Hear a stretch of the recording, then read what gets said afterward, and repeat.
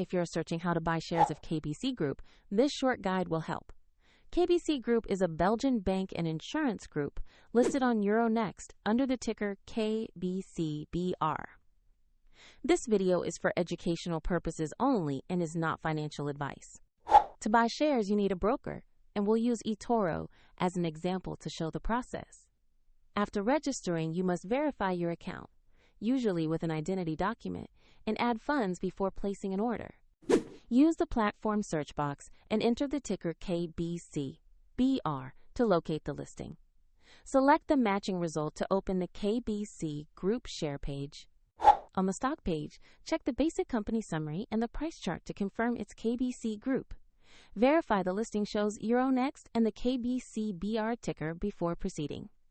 Click Invest or Buy, enter the amount you want to allocate, then carefully review the order details and confirm the trade.